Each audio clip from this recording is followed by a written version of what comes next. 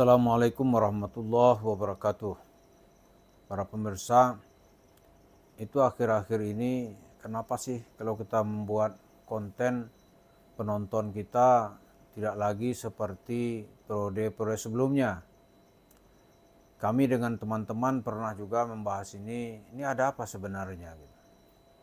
Akhirnya kesimpulan yang kita dapat itu adalah karena banyak kasus-kasus besar yang berskala nasional, maka menimpa kasus-kasus yang kita ungkap yang berhubungan dengan Yusuf Mansur. Apa itu kasus-kasus besar? Kasus-kasus besar itu misalnya itu kasus pembunuhan di Jawa Timur dengan terdakwa yaitu Ronald Tanur, di mana sebelumnya sudah jaksa menuntut 12 tahun penjara, lalu dibebaskan oleh hakim. Perkembangan berikutnya, jaksa menangkap ketiga hakim yang mengadili dan menyidangkan kasus itu karena ada dugaan suap. Lalu rentetannya ditemukanlah maklar kasus. Di rumahnya ditemukan uang hampir 1 triliun rupiah. Ini jelas kasus besar yang mengalahkan kasus Yusuf Mansur. Lalu kasus kedua itu ada korupsi besar. Korupsinya yaitu Harvey Muiz, suami seorang artis yang kasusnya itu dari sisi volumenya atau jumlahnya berpotensi merugikan negara itu 300 triliun. Ya, 300 triliun. Dalam persidangan yang panjang itu melibatkan beberapa orang, mula-mula hakim menjatuhkan vonis 6,5 tahun. Lalu Presiden Prabowo turun tangan meminta supaya kasus ini menampung rasa keadilan masyarakat. Dia meminta kalau bisa dihukum 50 tahun. Sidangkan lagi, akhirnya hakim memvonis 20 tahun penjara. Lalu belum habis riuh rendahnya kasus itu, muncul lagi kasus yaitu oplosan minyak oleh pejabat Pertamina, ya kan, Pertagas, yang berpotensi merugikan negara 193 triliun. Sekarang masih ribut tiap hari di televisi. Pertamina mengatakan nggak ada oplosan, ya kan? Sementara pihak lain mengatakan ada. Kasusnya bergulir sehingga menimbulkan kasus Yusuf Mansur yang kita ungkap ini seakan tertutup gitu. Padahal kasus Yusuf Mansur ini juga kasus yang tidak kalah hebatnya. Kenapa? Karena ini melibatkan agama, melibatkan Islam, melibatkan Tuhan gitu.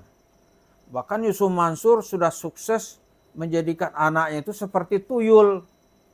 Itu Wirda Mansur, seorang tuyul kecil yang bisa mencuri uang gitu. Dengan cara membuat wadah yang namanya komunitas milenial anti bokeh, ya kan, MAP atau MAP gitu, milenial anti bokeh.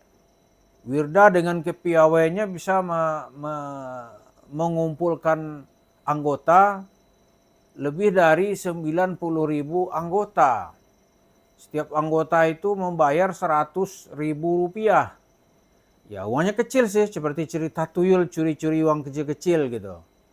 Tapi begitu dikumpulkan ternyata telah berwujud dalam bentuk 9 miliar rupiah.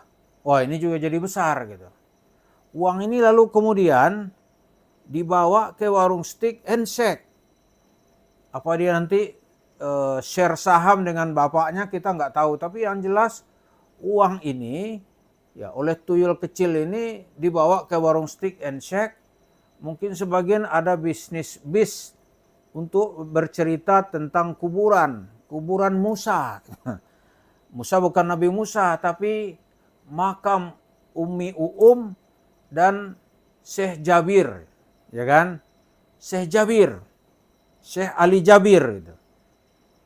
Jadi kasus-kasus besar ini itu buat sementara menutupi perhatian netizen kita kepada kasus Yusuf Mansur. Nah, ditambah lagi dalam 2 minggu terakhir ini pemerintah menggulirkan apa yang kita sebut dengan Danantara. Dana yang ditaruh oleh pemerintah yang mula-mula berharap supaya pembangunan ini atau proyek pemerintah berjalan dengan lancar. Dengan demikian janji Presiden Prabowo untuk pertumbuhan ekonomi 8% di tahun 2025 ini bisa terwujud gitu. Tetapi fakta di dunia maya, setidaknya di bursa efek gitu, itu indeks harga saham gabungan itu turun terus gitu. Dalam 2 bulan ini terus turun, ya kan? Dari 7.000 itu turun sampai 6.000-an gitu. Lebih dari 20% indeks kita telah amblas. Itu jelas merupakan cerita ekonomi yang cukup besar pengaruhnya. Jadi itu internal kita yang membuat cerita Yusuf Mansur dengan tuyulnya Wirda Mansur menjadi tertutupi. Tetapi kita tetap akan menyuarakan ini dari sisi sudut ajaran Islam yang kita pahami. Sekecil apapun, sebenarnya kalau kasus besar ini nggak ada, ini kasus besar ini. Kasus-kasus Yusuf Mansur ini tetap akan menarik perhatian karena dia melibatkan agama dan melibatkan ribuan orang. Ya kan? Kalau kasus paket umrah merdekanya yang melibatkan 10.000 orang, itu sampai sekarang belum jelas jalan keluarnya seperti apa gitu. Lalu ada lagi kasus paytrennya. Paytren itu ternyata seperti apa namanya nih, bara di atas, bara di dalam sekam gitu. Dimana di bawahnya sebenarnya kasusnya panas. Tapi ke permukaan karena ditolong oleh OJK dengan mencabut izinnya, maka secara hukum Paytren Yusuf Mansur itu tidak bisa beroperasi lagi. Secara finansial Yusuf Mansur sangat diuntungkan. Karena itu ketika mendengar Paytrennya dicabut mati gitu, dia bukannya sedih, tapi mengatakan ane legowo. Ane legowo. Senang dia gitu. Kenapa? Karena uang itu dia kuasai bulat-bulat. Tidak ada satu pihak pun secara hukum yang menggugatnya gitu. Ya walaupun di bawah-bawah kita dengar ada karyawan yang tidak dibayar, direktur yang tidak digaji, itu dianggap sebagai kasus sampingan. Di mana kasus intinya dia sudah diselamatkan dengan surat otoritas jasa keuangan. Tapi kita lihat begitu kasus-kasus ini meredup, maka kasus Yusuf Mansur ini tetap akan muncul lagi. Karena dia berhubungan dengan nasib banyak orang. Yaitu kasus dia dengan Ibu Lilis Siti Rahma, ya sekarang kan menunggu bagaimana keputusan Mahkamah Agung. Kita kira dari kasus-kasus yang banyak ini, Mahkamah Agung nggak mungkin akan main-main. Dia akan menyuarakan atau memutuskan kasus ini sesuai dengan panggilan hati nuraninya. Sebab kalau tidak, berarti masyarakat kita membiarkan ada orang yang menjual agama, mengumpulkan duit untuk menumpuk kekayaan pribadi di warung steak and shake. Itu sekarang yang dilakukan oleh Yusuf Mansur dan anaknya Wirda Mansur.